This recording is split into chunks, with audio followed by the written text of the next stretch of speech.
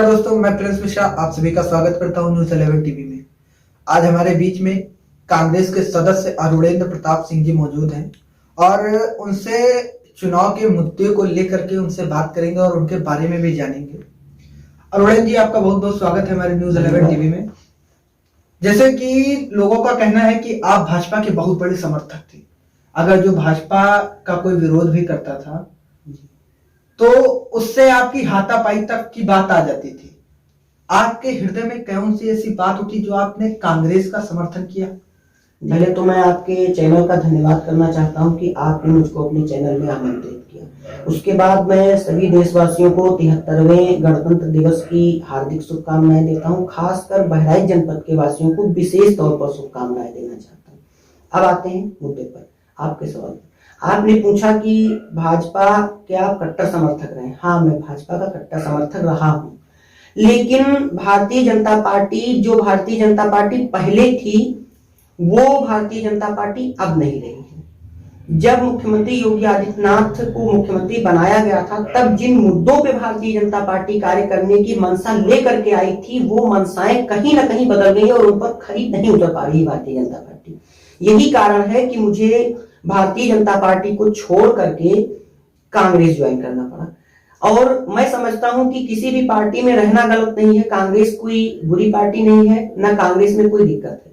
मैं समझता हूं कि कांग्रेस को मेरी जरूरत नहीं है, बल्कि मेरी जरूरत कांग्रेस है। क्योंकि आज लड़ाई संविधान को बचाने की है, आज लड़ाई लोकतंत्र को बचाने की है, आज गरीबी उन्मूलन का सवाल है, आज महिला उत्पीड़न को रोकने का सवाल है, आज महंगाई बढ़ रही है उसको कम करने का सवाल है।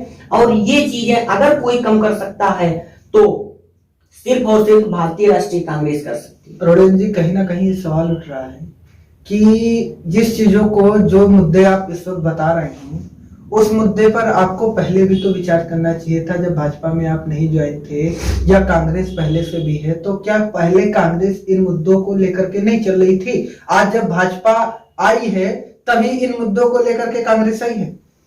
देखिए, भारतीय जनता पार्टी में इसमें कोई दो राय नहीं है। मैं शुरुआत से, मैंने अपने राजनीति की जो शुरुआत की वो भारतीय जनता पार्टी से की। मुझे भारतीय जनता पार्टी में सहयोग मिला, लेकिन मैं शुरुआत से अल्पसंख्यक समुदाय का समर्थक रहा हूँ। मैं शुरुआत से महिला उत्पीड़न के खिलाफ रहा हूँ। मैं शुरुआत से ही महंगाई बढ़ने, जब उत्तरोत्तर गति से महंगाई बढ़ती थी तो उस पर मैं सवाल उठाता रहा हूँ। जब इन मुद्दों पर जो पार्टी काम करने की बात लेकर के गई, उसके बाद अपने वादे से मुकर रही है, तो उस पर क्या विश्वास किया जा सकता है कि वो अपने कार्यकर्ताओं को एकजुट रख पाएगी और वो जनता के, क्योंकि मुझे जनता के बीच में जाना है और जनता के बीच में काम करने का मतलब ये होता है जिन मुद्दों को लेकर के आप चुनाव पूर्व गए थे उन्हीं मुद्दों पे कायम रहिए, उन पर काम करिए। जैसे कि अरुण जी, अभी आपने बताया कि आप महिलाओं के समर्थक रहे, अल्पसंख्यक के समर्थक रहे। क्या भारतीय जनता पार्टी महिलाओं के समर्थन में नहीं है? महिलाएं सुरक्षित नहीं है भारतीय जनता पार्टी की सरकार में, या अल्पसंख्यक के लोग सुरक्षित नहीं है? आप पत्रकार हैं, आप महिलाओं के खिलाफ उत्पीड़न देख सकते हैं और आप जान सकते हैं कि भारतीय जनता पार्टी कितना महिलाओं के समर्थन में खड़ी है। आप महिलाओं की हिस्सेदारी देख लीजिए, सरकार में कितने प्रतिशत है। लेकिन भाजपा का तो पूरी तरीके से यह दावा है कि मेरी सरकार में महिलाएं पूरी तरीके से सुरक्षित हैं। देखिए, झूठ बोलना, जिस पार्टी का जो अपने आप को प्रधान सेवक कहता है, प्रधानमंत्री जिस पार्टी का हो और झूठ का पुलिंदा बांधता हो, आज के समय में आप देख सकते हैं प्रधानमंत्री से ज्यादा झूठ कोई नहीं बोलता है। क्या विश्वास करिएगा, आपके जितना कहा जा रहा है सब सच कहा जा रहा है। अच्छा, अगर जो कहीं पुराने कार्यकाल में चला जाए, आज से कुछ साल या कुछ महीने पूर्व की बात की जाए, तो राहुल गांधी जी, माननीय योगी आदित्यनाथ जी का, हमारे प्रधानमंत्री जी का एक नारा आया था, मैं चौकीदार हूं। उस पे बयान आया था राहुल गांधी जी का कि चौकीदार चोर है जी। तो क्या वो सही था? एक देश के प्रधानमंत्री को इस तरीके से अभद्रताजनक बोला गया शब्द, तो क्या ये कहीं ना कहीं तो गलत चीजें तो ये है। देखिए, चुनावी नारे आप भी जान रहे हैं, आप पत्रकार हैं, राहुल गांधी जी को भी बहुत कुछ कहा जा रहा है। ऐसा नहीं है कि प्रधानमंत्री जी और भारतीय जनता पार्टी अछूती है। अगर भारतीय जनता पार्टी को आज के समय में कोई बात कह देता है तो वो बताया जाता है कि प्रधानमंत्री पर बात आ गई।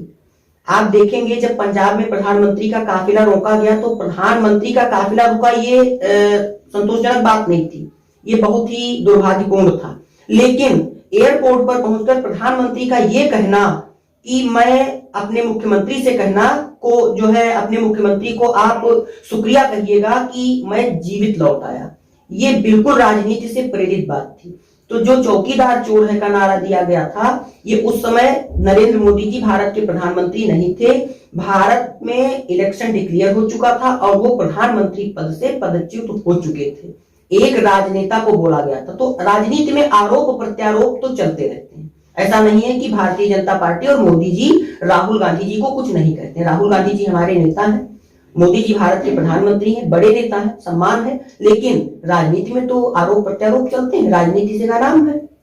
अच्छा, जैसे कि अभी आपने बताया कि प्रधानमंत्री जी का पंजाब में काफिला रुक गया था हाईवे पे, तो कहीं ना कहीं ये बहुत ही लापरवाही की बात हुई कि प्रधानमंत्री का काफिला कम से कम 20 मिनट रुका रहा। देखिए, प्रधानमंत्री जी का काफिला 20 मिनट रुका रहा, मैं पहले भी बोल चुका हूं, दुर्भाग्यपूर्ण था। लेकिन उससे ज्यादा दुर्भाग्यपूर्ण बात यह थी कि प्रधानमंत्री का काफिला रुका, इस चीज का राजनीतिकरण भारतीय जनता पार्टी द्वारा किया गया, जो सत्तारूढ़ पार्टी, जिसकी केंद्र में सरकार है, जिसकी भारत के अधिकांश आधे से अधिक प्रदेशों में जिसकी सरकार है, उसके द्वारा उनको जिम्मेदारी निभानी चाहिए। रही बात सुरक्षा में चूक की, तो प्रधानमंत्री कोई नॉर्मल सिविल पुलिस की सिक्योरिटी में नहीं चलते, स्पेशल प्रोटेक्शन ग्रुप की सिक्योरिटी में चलते हैं। और स्पेशल प्रोटेक्शन ग्रुप का जो प्रोटेक्टिव होता है, स्पेशल प्रोटेक्शन ग्रुप, उसके खिलाफ अगर कोई लगता है, उसको लगता है एसपीजी को कि उसको जान का खतरा है, अगर एसपीजी को लगा होता कि प्रधानमंत्री की जान को खतरा है तो एसपीजी इमीडिएट एक्शन लेती। एसपीजी ने एक्शन नहीं लिया था, एसपीजी शांत खड़ी थी। और ये बिल्कुल राजनीति परक बात है कि प्रधानमंत्री की जान का खतरा था, ये सिर्फ और सिर्फ राजनीति। अच्छा, पार्टियों को दूर हटाते हुए मेरा एक सवाल हमारे पब्लिक से उठ करके आया है। हम लोगों ने आपके क्षेत्र में भ्रमण किया तो लोगों का कहना है कि आप बहुत ही एक उत्तर प्रदेश की भाषा में है लड़ाकू, तो वो कहीं ना कहीं आपके ऊपर उठता है कि आप बहुत ही लड़ाकू और झगड़ेलू टाइप के आदमी। देखिए, जाहिर सी बात है, जो विपक्षी होगा, प्रतिद्वंदी होगा, वो जाहिर सी बात है आरोप तो लगाएगा। रही बात झगड़ालू होने की, तो जब मैं झगड़ा किससे करता हूं, ये आप तह में जाएंगे तो पता चलेगा। मैं झगड़ा नहीं करता हूं, वाद विवाद करता हूं। और वाद विवाद करना लोकतंत्र को मजबूत, लोकतंत्र की निशानी होती है, लोकतंत्र को मजबूत करने जैसा ही होता है। अगर आप वाद विवाद नहीं करेंगे, आप अधिकारी कोई आपके ऊपर, आप अपना पक्ष नहीं रखेंगे, अपने तरीके से अपने पक्ष को रखना। अगर भारतीय जनता पार्टी को और जो प्रतिद्वंदी है उनको लगता है कि झगड़ालू है, तो राजनीतिक बात है, कहने दीजिए, उससे कोई विशेष फर्क नहीं पड़ता है। अच्छा, वहीं जैसे कि अभी हम लोग ने बताया था आपसे चुनाव को लेकर के चर्चा करेंगे, वहीं हम लोग अपना सवाल चुनाव को लेकर के एक हमारा सवाल उठ रहा है पब्लिक से कि समाजवादी पार्टी ने कांग्रेस के प्रत्याशी के समक्ष एक अपना प्रत्याशी उतारा है और पहले माननीय अखिलेश यादव जी के द्वारा घोषणा की गई थी कि उन्नाव में अपना प्रत्याशी नहीं उतारेंगे और अब उन्होंने प्रत्याशी उतारा है, तो इसमें कुछ ना कुछ राजनीतिक रणनीतियां हैं कि? देखिए, अखिलेश यादव जी की कथनी और करनी में पहले से ही अंतर रहा है। अखिलेश यादव जी बड़े नेता हैं, लेकिन उनकी कथनी और करनी में वो पाले बदलते रहते हैं। वो तुरंत कहेंगे कि आम और तुरंत ही उसको बदल देंगे, कहेंगे कि जाहिर सी बात है वो राजनीतिक फायदा लेने के लिए ऐसा उन्होंने किया है। ऐसा नहीं करना चाहिए उनको, क्योंकि उस जो पीड़ित महिला है, रेप पीड़िता की मां है, उसको अगर उसके जख्मों पे आप मरहम न लगाइए तो नमक भी न लगाइए। आपने पहले घोषणा की कि हम प्रत्याशी नहीं उतारेंगे, सबने स्वागत किया। कांग्रेस ने जब टिकट दिया तब सबने उसका स्वागत किया, सभी पार्टियों ने स्वागत किया, जनता जनार्दन ने स्वागत किया। फिर आप प्रत्याशी उतार रहे हैं, तो ये कथनी और करनी में अंतर है। लेकिन इससे कोई फर्क उस हमारा जो उन्नाव की सीट है हमारी, जो उस पर कोई भी फर्क नहीं पड़ेगा। अखिलेश यादव जी भी प्रत्याशी उतार दें, बीजेपी के प्रत्याशी ही हैं, बहुजन समाज पार्टी भी उतार दे, कोई दिक्कत आने वाली नहीं है। हमारा प्रत्याशी वहां से अच्छे मतों से जीत करके विधानसभा तक पहुंचेगा। ये बिल्कुल हम लोग को इसलिए आप लोग बहस को भड़काने के लिए बहस को गांधी और गोडसे पर ला करके खड़ा कर देते हैं, ये कहां तक सही है? देखिए, ये बिल्कुल सही नहीं है, मैं भी इसको कंडम करता हूं। लेकिन जब बड़े चैनल्स पे भारतीय जनता पार्टी के प्रवक्ता बैठते हैं और वो कांग्रेस के प्रवक्ता को या किसी भी अपनी विपक्षी पार्टी के प्रवक्ता को बताते हैं जिन्नावादी है, ये है, वो है, तो मजबूरी हो जाती है ये कहना कि आप अगर है क्षमता आप में तो आप बोल दीजिए वोट से मुर्दाबाद। लेकिन ऐसा बोल पाना, क्योंकि वो कहीं ना कहीं नाथूराम गोडसे जो थे वो महात्मा गांधी जो थे उनके हत्यारे थे, कानून से उनको सजा मिली। उसके बाद भी कई डिबेट्स में कई बड़े चैनल्स पे बैठ करके भारतीय जनता पार्टी के राष्ट्रीय प्रवक्ताओं ने गोडसे के लिए गोडसे जी शब्द का प्रयोग किया। ये भी तो दुर्भाग्यपूर्ण बात है। जब वो लेकर के आएंगे, किसी को जिन्नावादी बोलेंगे तो किसी के मुंह में, किसी ने अपने मुंह में पान तो रखा नहीं है कि वो चुप हो जाएगा, वो भी कुछ ना कुछ तो बोलेगा। जैसे कि वही हम लोग का अलग अलग सवाल आ रहा है कि जैसे कौशाम्बी में उप मुख्यमंत्री केशव प्रसाद जी का महिलाओं को लेकर के बड़ा विरोध झेलना पड़ा है, इस पर आपका क्या कहना है? देखिए, अगर महिलाओं के लिए उन्होंने पहले कुछ किया होता तो आज शायद महिलाएं उनको इतना बुरा दिन न दिखाती। दूसरी बात, केशव प्रसाद मौर्य जी अपने क्षेत्र में गए थे, मिलने गए थे, वहां पे जिस जिला पंचायत सदस्य की हत्या हुई है दुर्भाग्यपूर्ण है। वो हत्या नहीं हुई है, वो किडनैप हुए हैं, मिल नहीं रहे हैं, पुलिस इलाहाबादी बरत रही है उसमें। आपकी पुलिस है, आपको और पहले जाना चाहिए था। जब चुनाव नजदीक आया तब आप गए, चुनावी कैंपेन करने के लिए गए, फिर आप मिलने गए, सवाल इस पे भी उठते हैं। लेकिन कहीं ना कहीं विरोध जो महिलाओं के बीच में नारेबाजी महिलाएं कर रही थी उनके बीच से निकलना पड़ा और विरोध झेलना पड़ा, ये कहीं ना कहीं दुर्भाग्यपूर्ण है। और ये उप मुख्यमंत्री ही नहीं, आज अगर मुख्यमंत्री जी भी कहीं चले जाएंगे तो वहां भी उनको विरोध झेलना पड़ेगा, क्योंकि महिलाओं के लिए कुछ किया नहीं है सरकार ने। महिला उत्पीड़न उत्तरोत्तर गति से बढ़े हैं 5 साल में।